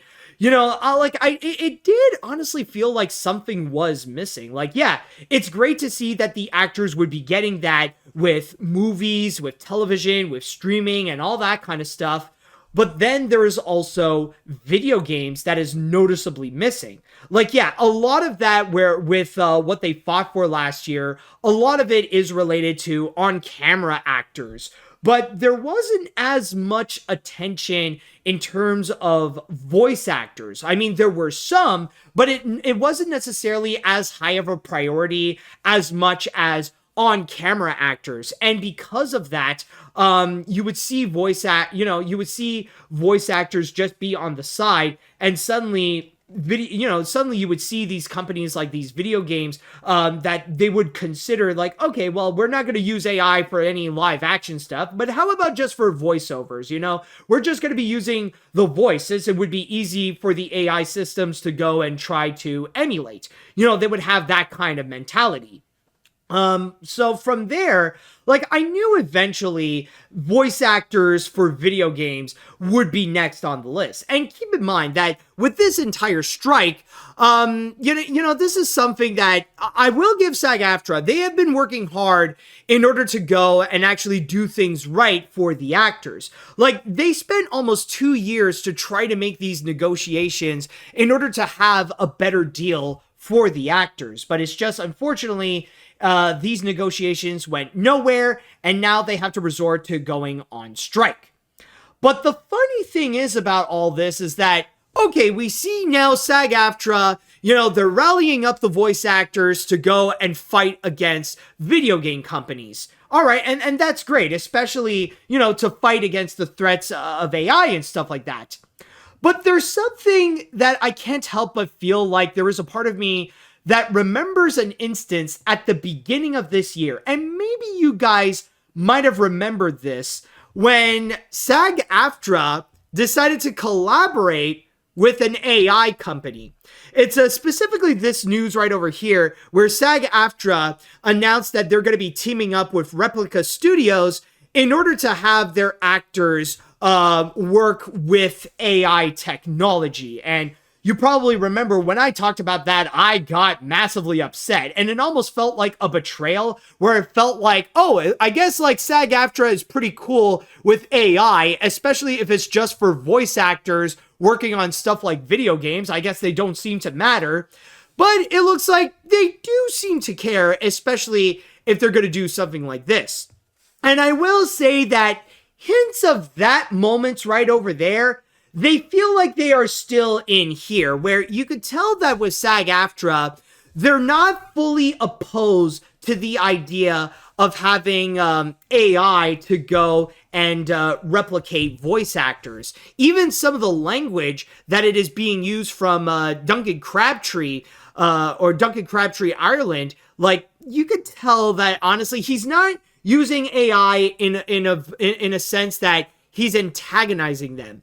Like when he would discuss about AI, like, he would say here that what actors need is fair compensation and the right of informed consent for the AI use of their faces, voices, and bodies. And even right over here, where he would say that our members can add and will stand up and demand fair and equitable treatment with respect to AI. So it pretty much states that SAG-AFTRA is not fully opposed to the use of AI, especially when it comes to voice actors in video games. And I can understand that is something that feels like it could rub people off the wrong way. I mean, even as an actor myself, that, it doesn't seem as cool as like just being flat out fully opposed to it so that actors can get more work. But I will say, though, that in this case, if they're not going to fight against AI, then the next best thing is in order for actors to get full control of that consent. Like, that's on, like, if you're not going to go and want to get rid of it from the industry altogether, then the next best thing is so that you give actors the full control if they want to be involved with AI or not. The whole thing with consent is basically to let actors make the decision if they want their representation, whether it be just their face, their voice, or their entire body, to go and be used in AI so that it could be used in that kind of technology. That would ultimately be their choice. It's not the decision of the companies for them to go and do so. It would be more the choice of the actors if that is something that they want to actually go and pursue or to open up to that option. And in that regards, honestly, that's perfectly fair. I find that to be perfectly fine, where you let the actors make the choice. Again, if you're not going to fully oppose to it, then at least give the people who would fall victim for it the choice if they would want to actually pursue that. You know, at least that way, like, as an actor myself, I feel like it would be much more comfortable knowing that I can actually make that decision. If I want to have my voice or my face or my body to actually be used in an AI system so that the companies could reuse it again and again afterwards. And it would be nice also if they would get the same kind of deals as they would, as like what the other actors for film and television and stuff like that they would get too. That if they would use those, if they would use my likeness for AI, then I expect royalties and residuals that would also come with it.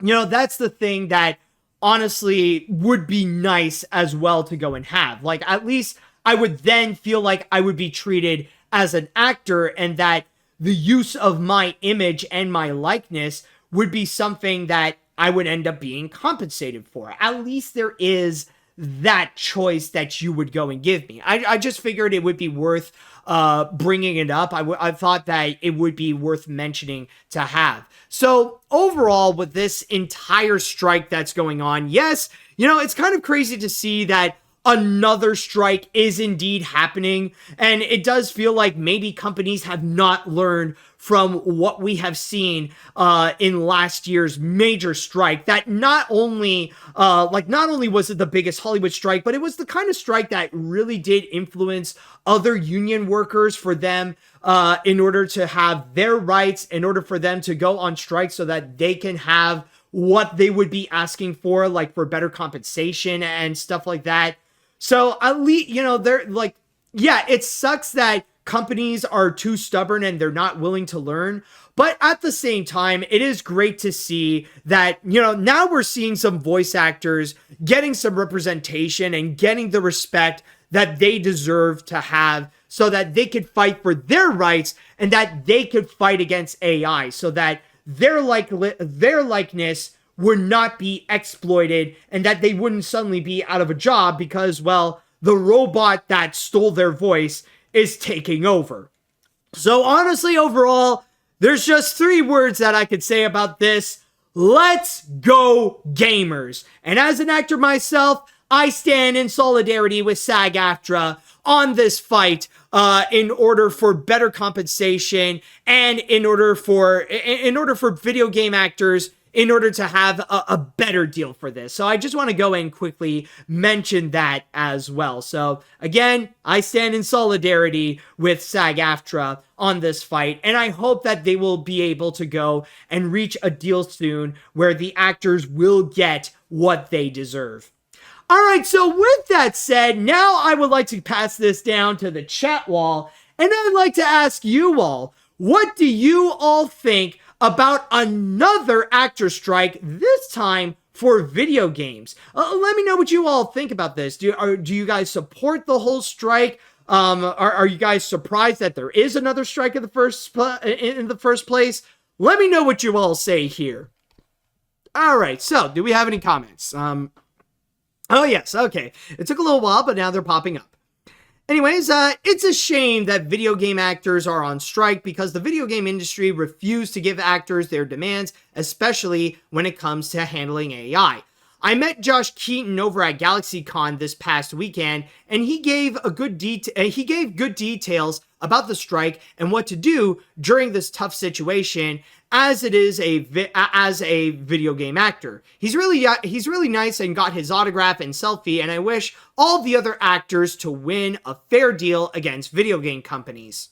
Very nice, man. Very nice. While I will admit I don't play games from any of the companies, mainly because I mostly play games from Nintendo, this really isn't surprising, considering how the people who work on the video games can be treated poorly and potentially being replaced by AI. This was gonna happen, so I hope for the best. However, I do think it kind of rubs me off the wrong way with how SAG-AFTRA would be against AI and then proceed to sign up with an AI company. It feels hypocritical. Yeah, that's I understand that. That's a bit iffy right there. Anyways, honestly, I'm hoping this strike and the potential animator strike disrupts the system. However, I feel like the only studios that would be disrupted by an animator strike is Disney. And even then, maybe not, since they now have a studio in Canada. I'm scared for the future of artists who want to share their talents and passions with the world, but end up not getting that because companies don't want to pay human beings on new talent. Let's go, artists.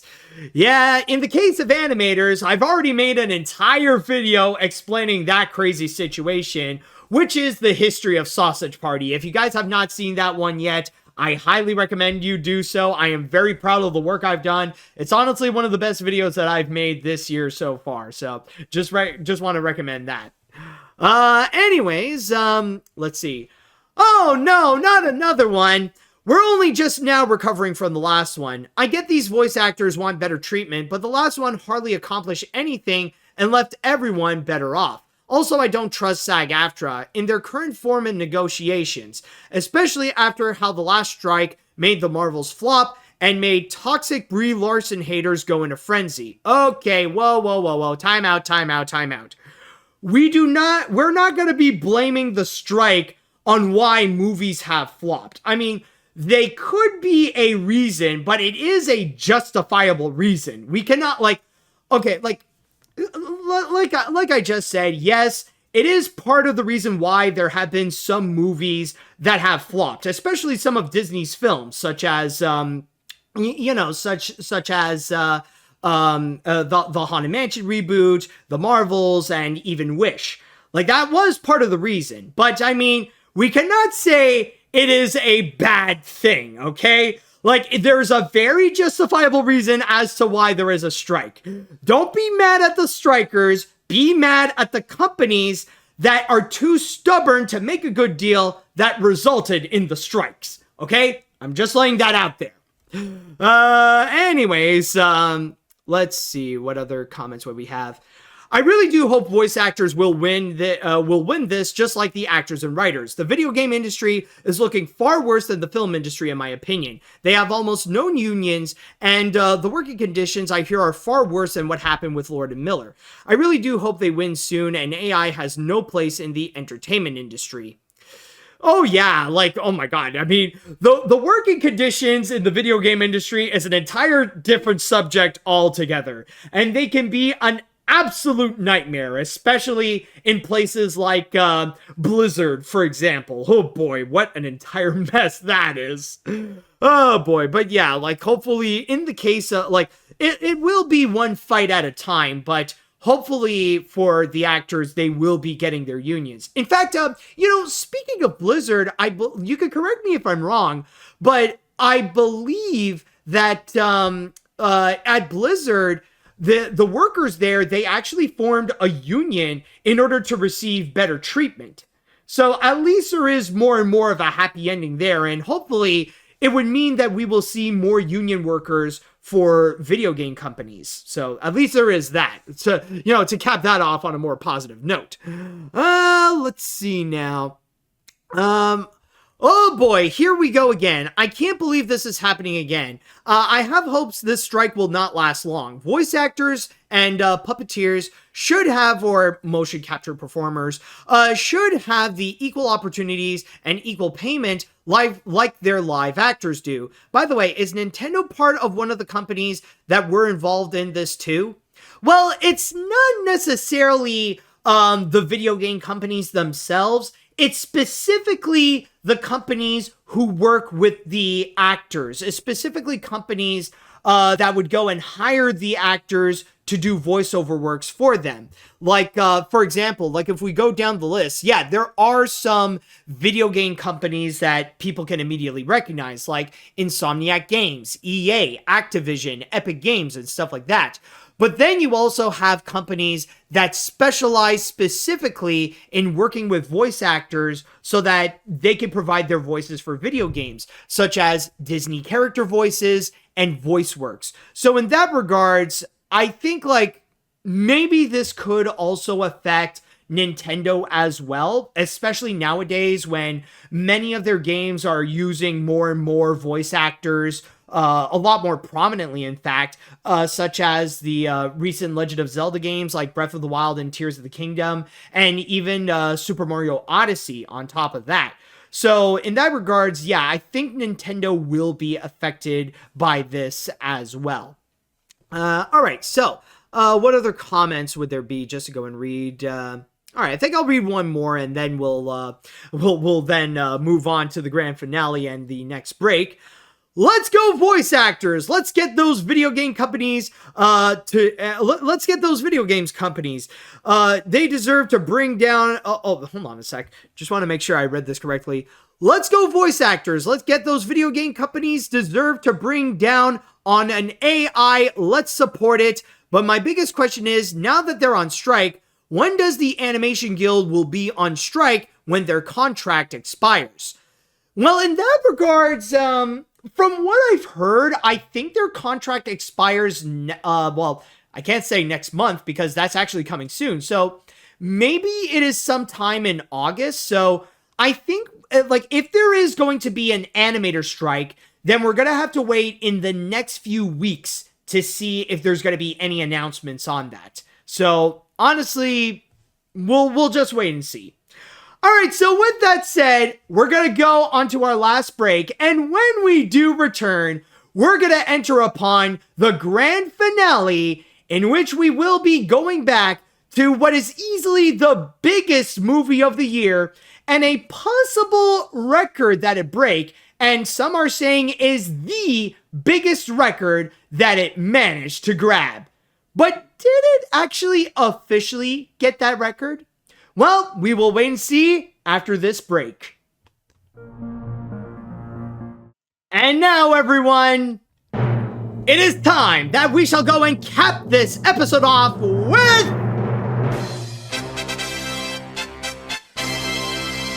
the grand finale.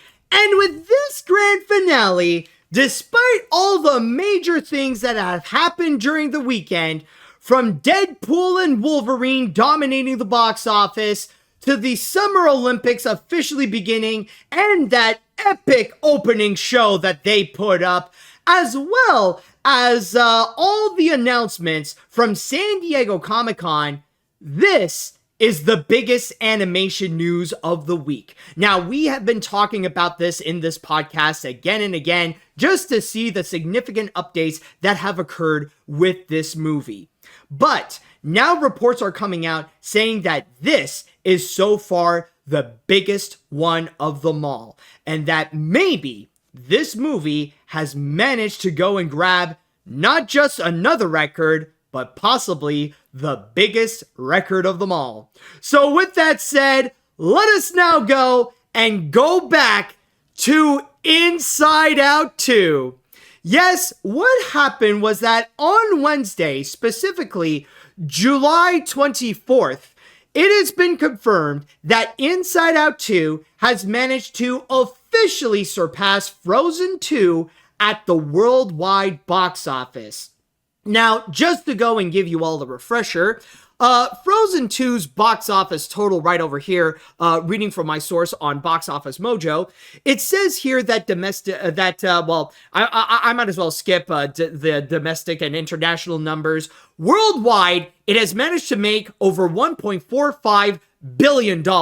A very impressive score, especially for an animated feature. A very admirable score for an animated feature.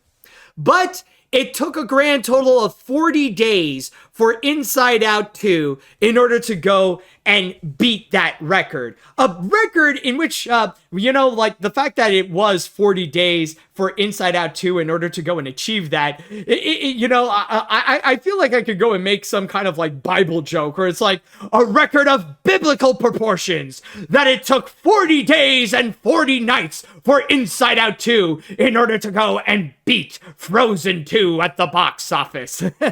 Nah, but for real though, because of this, a lot of the media and even Disney went out of their way to say that because Inside Out 2 managed to beat Frozen 2, it makes the Pixar movie the new highest grossing animated feature of all time, beating out everyone else, not just Frozen 2, but also the Super Mario Brothers movie, the first Frozen, Incredibles 2, Minions, Toy Story 4, Despicable Me, Finding Dory, and many, many more.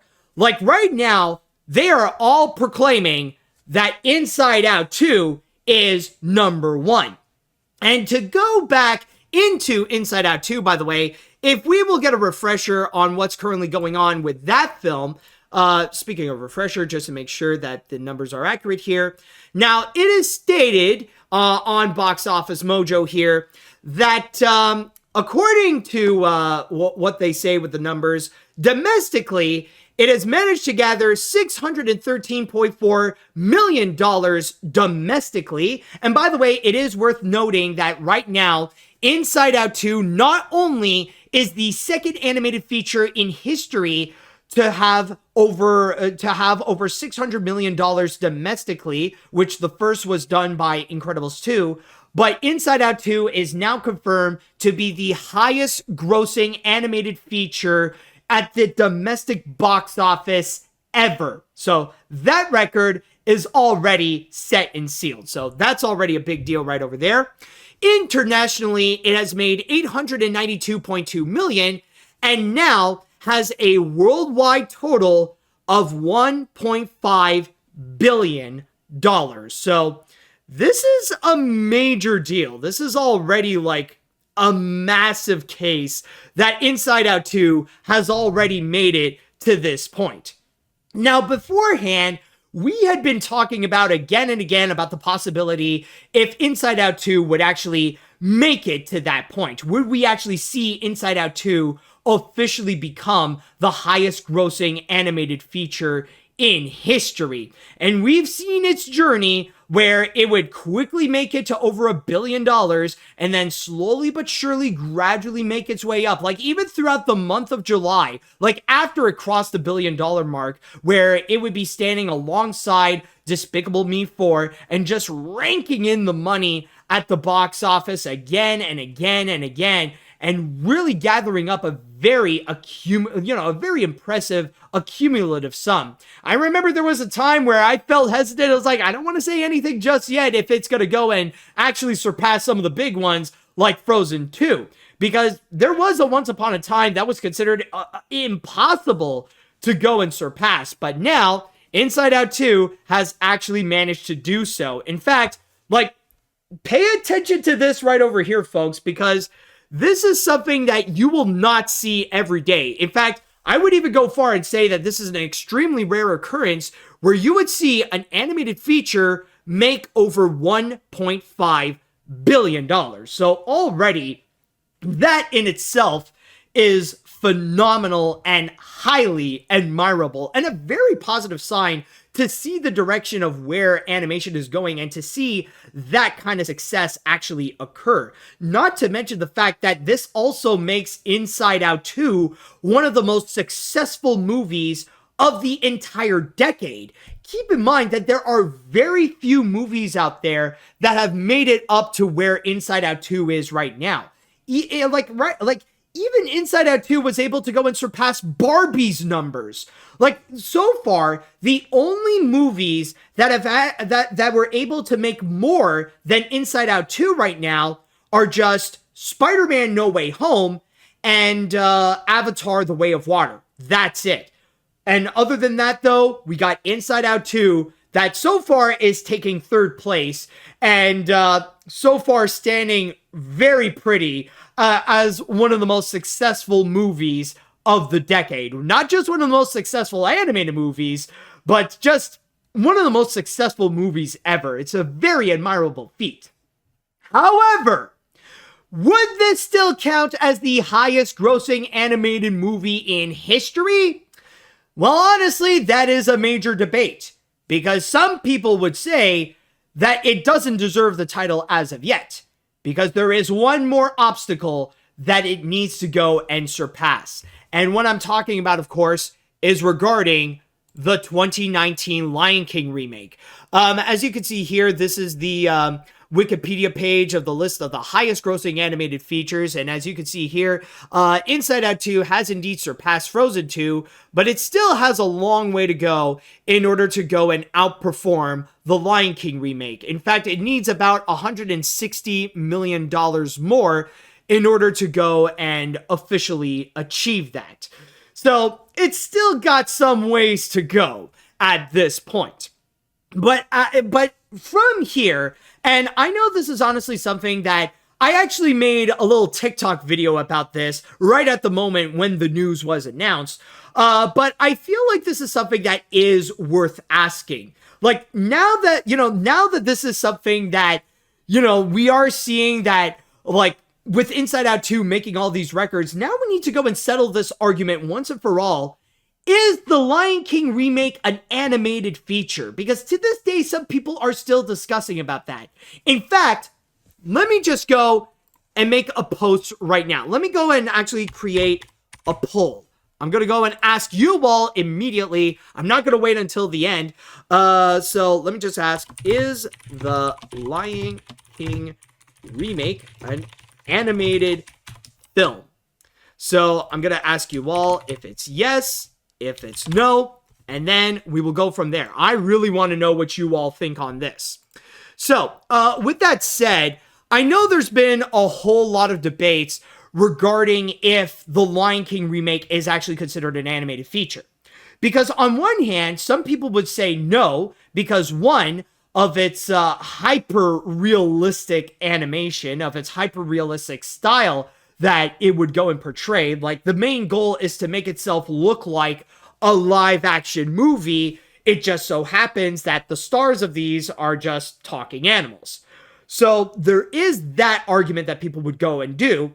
That, and the purpose of the Lion King remake is no different than all the other Disney live-action remakes that they would go and put out, whether it be The Little Mermaid, Aladdin, the Maleficent movies, The Jungle Book, and all that kind of stuff. So in that regards, considering that the reason why it exists is very similar to all those remakes, then at that point, we might as well consider that a live-action movie as well.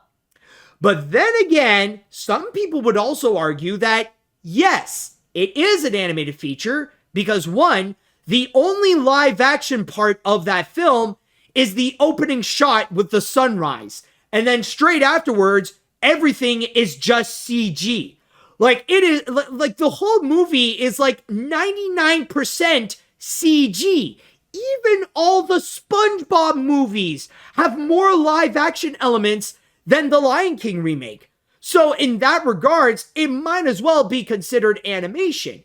Not to mention that back during the early 2020s, not the early 2020s, but early on in the year 2020, just before the pandemic happened, and we see award season go on, there are some award shows, including the Golden Globes, where they would actually nominate the Lion King remake as an animated feature. So in that regards, it could legit count as an animated film. Not to mention that, yeah, even though the style is hyper realistic, there have been other animated movies that have a hyper realistic style as well. I mean, some people would count The Adventures of Tintin or The Polar Express as an animated film. So if those are animated, then technically the Lion King remake is also animated. So in that regards, if it is still an animated feature, then we're going to have to wait until we could say if Inside Out 2 is actually the highest grossing animated feature of all time. And especially with that massive challenge of trying to go and accumulate that extra $160 million in order to dethrone The Lion King. And now it's going to be even more challenging because now Deadpool and Wolverine have been released. That's going to be the new major movie that is going to be grabbing everybody's attention, and it will be filling up theaters where it would take the space away from what Inside Out used to hold. And by the way, just on a quick side note, apparently you all stated, or at least 70% of you have said that the Lion King remake is an animated film. There are still a significant amount of you that would go and say that, that apparently would say that no, it's not. By the way, just to go and answer a question I just saw, were real animals involved? No, I don't think so. Real animals were probably involved the same way as real animals were involved in the 1994 Lion King, and that's actually being generous. But yeah, so apparently only 70% of you say that yes, the Lion King remake is an animated feature. So that's why I feel like it is kind of an interesting discussion to go and bring up to see if it to see if we would go and count that before we would go and proclaim anything related to Inside Out 2. But regardless of that, that does bring up the question though, like rather if it is or if it isn't, it's still worth asking, can Inside Out 2 manage to outgross The Lion King? Like, will we see this Wikipedia page be updated where Inside Out 2 is suddenly going to be over The Lion King? And, excuse me. And to answer that question, I would say yes, but in the same way that Deadpool would do so as an educated wish. There is that possibility that things are now going to be winding down. Now that August is going to be coming in, we're going to see its box office numbers like really slow down to a point where like maybe it's not going to go and officially make it. So there is that possibility that maybe it's going to come close to it, but it won't be enough to go and surpass that. I am open to that possibility, but I am also open to the factor that maybe we will see Inside Out 2 actually manage to beat out The Lion King, because even as it is right now, Inside Out 2 is still going strong. In fact, between the time that it managed to take down Frozen 2 in order to actually surpass that at the box office and where we are now, it actually managed to grab an extra $40 million at the box office, which honestly is not that bad. But the reason why I think that there might be a chance is because of one country. Keep in mind that as I am recording this, Inside Out 2 is released all over the world except in one place. And this is actually one place that is considered to be a major market: Japan.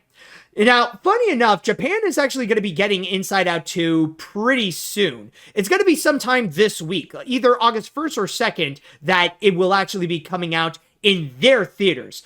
And I believe that if the love for Inside Out 2 will be in Japan as much as it is all over the world, then that is going to be the one big final push. And by the way, I see the chat wall is correcting me that it is going to indeed be August 1st that Inside Out 2 will be coming out in Japan. Well, in that case, I'm sure that in that time, if the love is strong in Japan, then that will be that one final push for Inside Out 2 to officially surpass The Lion King.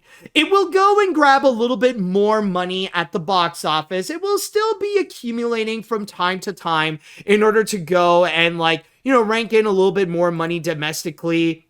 But I'm just going to say right now, we're going to see the international numbers really grow. Like we're talking about maybe even Frozen numbers. Like if you see here, like Frozen 2's international box office numbers, like it is very close to $1 billion. And honestly, I feel like maybe there might be a chance that because of Japan, we could legitimately see the international numbers of Inside Out 2 actually go over $1 billion. I mean, right now, it's getting very close to being 900 million. So an extra 100 million from Japan would not sound far-fetched. And at that point, we could actually see it suddenly get that 160 million that it needs in order for it to go ahead of the Lion King remake. But again, I could be wrong. And like Deadpool says, this is just an educated wish. So honestly, we'll have to go and wait and see with how it will do. But still, though, it is worth mentioning what Inside Out 2 has managed to do in order to surpass Frozen 2. That is still an admirable accomplishment. So once again, congratulations to the people at Pixar for acclaiming such an incredible record. And I hope that this will keep on going and that maybe we will see Inside Out 2 dethrone that remake king. All right, so with that said, now I would like to jump onto the chat wall, and I'd like to ask you all, what do you think about Inside Out 2's accomplishment of surpassing Frozen 2? And especially, do you think Inside Out 2 will beat the Lion King remake at the box office? Let me know what you think on that. All right, so this is truly an accomplishment. The fact that Inside Out 2 has officially surpassed Frozen 2 is crazy. However, for me, it isn't over until it surpasses the Lion King remake. And I do think it could happen, considering it hasn't been released in Japan yet. And right now, Deadpool and Wolverine might not take away much attention from it. So I hope it happens. But I think regardless of what happens, Disney won this summer. Have you seen Deadpool and Wolverine's box office numbers? It could cross $1 billion. Oh yeah. No, like it started out tremendously. And I think it is safe to say right now, Disney won the summer hands down. Not just that, but it's like with the combination of it's like every month Disney put out a massive box office hit. They put it started in May with Kingdom of the Planet of the Apes. Then there was June with Inside Out 2. And now you got July with Deadpool and Wolverine. I don't know if they got anything major coming out in August, but still though, the summer definitely belongs to Disney. Anyways, what else do we have here? Figures that the only company that could challenge Disney is Disney. Whether The Lion King 2019 counts as an animated movie or not, I'd say Inside Out 2 is well on its way to eclipse it. Especially with its release in the Disney and Pixar, Loving Japan coming in a few days. And the Disney and Pixar Loving Japan coming in the next few days. I feel like the biggest loser in all this is Elio and the other potential future original Pixar movies because audiences have made it clear that sequels are where the real money is.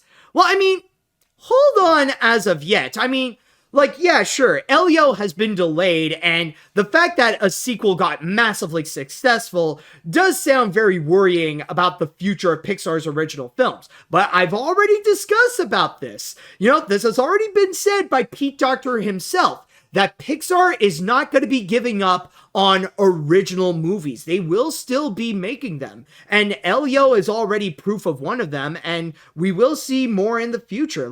Maybe we will hear some announcements in the D23 Expo, which is going to be happening in the next couple of weeks. So we'll wait and see with how things will go. But, don't worry about original features. They are still going to be happening, even if they may not end up being as successful as the sequels and stuff like that. All right. If we were to live in a world where the 2019 remake of The Lion King does not exist, then Inside Out 2 would truly be the highest grossing animated film of all time. I'm happy that it beat out Frozen 2. I just hope it continues to gross more to defeat that unnecessary remake. Also, I would like to announce that this will be the last time I will be on this podcast due to working on a new full-time job next Monday.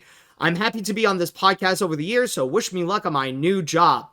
Yo, let's take a moment to go and salute KS on his new job, man. I hope things will go great on your future, and I mean, it's been a pleasure having you in the chat wall, man. Anyways, let's see now. I could definitely see Inside Out 2 being a massive hit over there. Look how well Elemental did in the country last year. I think Pixar does have an equally huge chance in Japan as much as they do in either North America and China. Exactly, and someone actually did noted this already, but yeah, Japan is a huge fan of Disney and Pixar. As much as like it is the home of anime, they are also major lovers of anything that would come out from Disney and from Pixar. Like one of the major landmarks there is Tokyo Disneyland. So I'm just saying, yeah. So in that regards, that's why I feel like there is a very strong possibility we will see it overperform the Lion King remake, because yeah, I mean, as much as they love Disney and Pixar, I think they are going to adore Inside Out 2. All right, let's see what other comments we got over here. Let's see. Since we're on the let's see. Okay, wait, no, maybe not this one. It's going off topic. Let's see.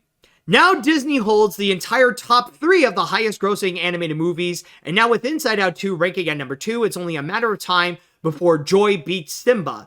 Japan has a lot of fans of Disney, but I think we'll be seeing Inside Out make $1.664 billion sooner than later. It's funny, Disney has the 4 of the top 5 animated films. Actually, if you look into this, Disney has like 7 of the top 10 animated films. Like, the only ones that they don't have, they're just from Illumination. In fact, even if we go down to like the top 16, it's just Disney and Illumination, where we see they would try with like Minions: The Rise of Gru, Despicable Me 2, Despicable Me 3, Minions, and the Super Mario Brothers movie. Like, it's just been those 2 so far. It's been Mickey and the Minions that are taking over the animation box office. And I wouldn't be surprised if Despicable Me 4 is going to be coming from behind right now. Like, right now, it is going to Despicable Me 4 right now will very soon outgrow Spider-Man Across the Spider-Verse. I think it is worth noting, by the way, since we have been doing these box office talks, and that I've been talking about Inside Out 2 a lot, but also mentioning about Despicable Me 4. All right, let's see, what else do we have? Okay, well, there hasn't been a whole lot. I'll go and read more and more comment before we cap this off here. To be fair, D&W is for an interest. Oh, Deadpool and Wolverine is for an interesting crowd. Not saying Inside Out 2 will automatically become the highest grossing animated film. Still, I'll keep my fingers crossed, because we need a real Pixar film to take back the crown after 7 years since Toy Story 3. And also, good luck to KS. And with that said and done, that should be it for today's episode of AniMat's Crazy Cartoon Cast. Thank you all so much for joining me on this, and it feels definitely great to be back, and hopefully we'll be back to our regularly scheduled program with more madness that shall be coming soon. And also, I would like to go and add that if you would like to go and follow more crazy stories that will be happening on AniMat's Crazy Cartoon Cast, then don't forget to go and follow me on, well, not just follow, but also subscribe to the AniMat Live Twitch channel or the AniMat's Crazy Cartoon Cast YouTube channel, or. But also, if you are listening to this, then don't forget to go and follow me on whatever podcast service you're listening on, whether it be on Spotify, Google, or maybe not Google, Amazon, and also Apple. So with that said and done, I would like to say thank you all so much for listening. Thank you all so much for watching. And until next time, see you later, dudes.